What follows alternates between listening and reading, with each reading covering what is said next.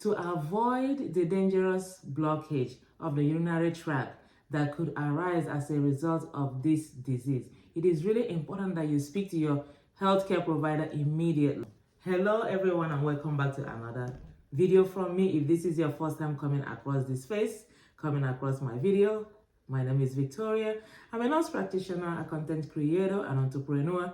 I do talk about nursing, beauty, nutrition, and lifestyle. Any information that's gonna benefit your health and wellness, I love to discuss those, okay? I'm very passionate about living with longevity in mind. In this community, you will get to hear from me about health-related topics in a layman's language, okay? The purpose is for you to understand whether you're a healthcare professional or not. You will be able to resonate with what I'm saying. Living with longevity in mind simply means living longer and living healthier. Not just living 100, 150, 200 years with chronic diseases. No. Living with longevity in mind means that you're living longer and you're living healthier. And how can you live longer and live healthier? Is by being aware of diseases and how to prevent them. Okay, so in today's video, if you are a man watching me, please come to the front seat, okay? The class is about to start. Today we'll be talking about enlarged prostate, okay? In a layman's language, in medical we call it benign prostate hyperplasia, okay? So what is benign prostate hyperplasia? We're gonna stick with enlarged prostate. Enlarged prostate is a health condition that becomes more common with age. Prostate is a male reproductive organ that is found below the bladder. It also helps in the production of seminal fluid. It helps to carry sperm during ejaculation. Seminal fluid consists of two things. It consists of sperm. It also consists of semen. Now I'm gonna take you a little bit down the lane about biology. Sperms are produced in the testes, the balls, in the men private area, the two balls, okay? After sperms are produced in the testes, they move to the epididymis, the coily thing around the testes. They stay there to mature. During intercourse, this is when sperm travel from the epididymis and they go all the way and meet ejaculatory duct. And seminal fluids that are produced in the seminal vesicle, okay, also gonna meet with the sperm in the ejaculatory duct. Then prostate also have some percentage of semen that prostate produce. A large amount of the seminal fluid is produced in the seminal vesicle. Then about 15 to 20% is produced by the prostate gland, okay? So that's why the prostate is really an important organ to men, okay? It's very important. So you need to take care of your health. You need to know the signs and symptoms to look out for when you start having problem down there. So in today's video, we're gonna go through all of that, okay? Why do the sperm actually need the seminal fluid? The seminal fluid provides nutrients to the sperm, okay, to make sure the sperm is healthy. The seminal fluid also saves the life of the sperm because the vaginal and the female reproductive tract is full of acid. And the acid will kill the sperm if they travel without the fluid. That's why the sperm cannot travel without seminal fluid. So during ejaculation, what you actually see with your physical eyes when you ejaculate outside of a woman is seminal fluid, not sperm. You cannot see sperm with your regular eyes, okay? So stop saying that, oh, I see. No, you don't see it. You can only see sperm with a microscope, okay? So back to the prostate. Now, so what happens when this prostate becomes enlarged? Being that is located below the bladder. So when the prostate gets enlarged, guess what happened? So it pushes on the bladder, it pushes on the urethra, okay? The urethra is the opening where the urine comes out from. When the urine stays in the bladder, when you are about to urinate, the opening that allows urine to come out is called the urethra. So when you have enlarged prostate, what happens is that as the prostate is enlarging, it's compressing on the bladder and the urethra opening is blocked. Urine is not able to come out the way it's supposed to, okay?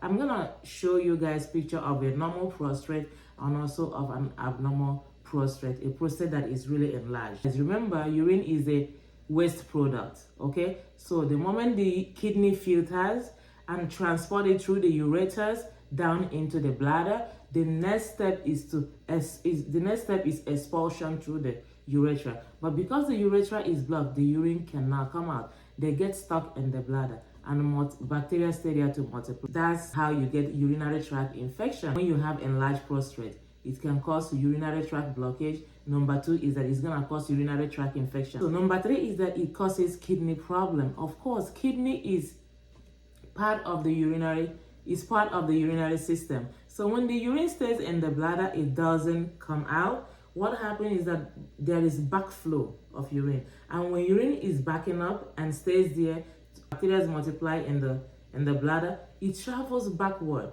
It travels through the urethra and move all the way back to the kidney, and which can cause a urinary tract infection in the kidney that is called pyelonephritis. This problem causes a whole lot of flank pain. It can cause you to vomit sometimes. It's very, very bad to the kidneys. So that's why when you have enlarged prostate, it's really important that you see a healthcare provider, okay? How do you really know if you have this enlarged prostate or not? I'm gonna explain to you guys today the signs and the symptoms that you should be looking out for. Number 1, frequent or urgent need to urinate. You frequently feel the need to use the bathroom. This is one of the symptoms. Number 2, you will constantly wake up at night to use the bathroom. Why are you constantly waking up at night to use the bathroom? I'm gonna explain another biology. The bladder, okay, now is full. The urine is not able to come out because the prostate is enlarged and is compressing the bladder and is compressing the urethra. On a normal healthy adult, the bladder is supposed to hold up to 200 to 300 milliliters of urine before you feel the first urge to use the bathroom. Let's say you feel the urge, you don't have nowhere to use the bathroom, or you're driving in the highway, there's no bathroom around you, and you try to hold it. It can hold up to 400 to 600 milliliters of urine. Again, and at this time, you're gonna have increased urge. This is when you keep telling people, oh, I need to use the bathroom. Excuse me, do you have bathroom here? You have up to 400 to 600. At this time, the urge is really intense, okay? You might or might not be able to hold it. Let's say you didn't see a bathroom and you did some little dance, try to hold it, and you're able to hold it back. The urine volume is gonna now increase to the highest capacity of 800 to 1000 milliliters of urine. At this time, your bladder has been stretched to its last elastic limit. It can't stretch anymore. It cannot contain any more urine. And at this time, if you don't use the bathroom, you will see yourself peeing on yourself. So let's say you go to bed to sleep, and because you have the disease, you constantly wake up at night to use the bathroom. That's gonna interrupt your sleep. And by the time morning comes, you're gonna wake up feeling so tired because your brain needs rest, but you couldn't rest because of this problem. You were constantly waking up and your sleep was being interrupted. You wake up feeling, unhappy, okay, and restless sometimes. The third thing that you're gonna experience as a sign and symptom that you might experience when you have this problem is trouble starting to urinate. You constantly have urge, but when you go to the bathroom, force yourself to urinate, nothing is coming out because the urinary tract passage, the urethra, is blocked. Weak stream. Stream in urine is, when a man wants to use the bathroom, the moment you start to pee, the urine goes fast out, and then towards the end, it slows down, right? But when you have this disease, if you want to urinate, the stream is not gonna be strong. That process that you see, fume, sound of urine, at the first time that a man wants to urinate, is called the urine stream. And it's very strong, that's why it travels fast. But when you have this disease, enlarged prostate, it's not gonna travel fast, and it's called the weak stream, okay? It starts, stop, start, stop, okay? So number 5 symptom that you're gonna experience is not being able to empty your bladder completely. Of course, you can't empty completely because the passage is blocked. So you're gonna have trouble emptying your bladder completely. When you experience all these symptoms, it's really important that you see a healthcare provider immediately. See your nurse practitioner, see your medical doctor, see a physician assistant, okay? You need to see them immediately and explain your symptoms to them so that proper diagnosis can be made to arrive at the cause of your problem. Because we don't just treat things here based on only symptoms alone. There are some diagnostic tests that need to be done to rule out maybe prostate cancer, then make sure that we actually treating enlarged prostate. So to avoid the dangerous effect of permanent urinary tract blockage and urinary retention that can lead to serious kidney problems, it's really important that you see a healthcare provider immediately. Okay, this is gonna be the end of part 1 of this video, and I'm gonna come back with part 2. Thank you so much for watching, and I'll see you all in my next video. Please take care of yourself. Men don't really go to the hospital unless it has to do with down there. That's why in teaching men, I was checking my Facebook and YouTube, and I saw that a lot of men are actually following me more than women. So I thought about starting the men health problem first, and also to encourage them to see a doctor. Take care of your health, prioritize your health and wellness.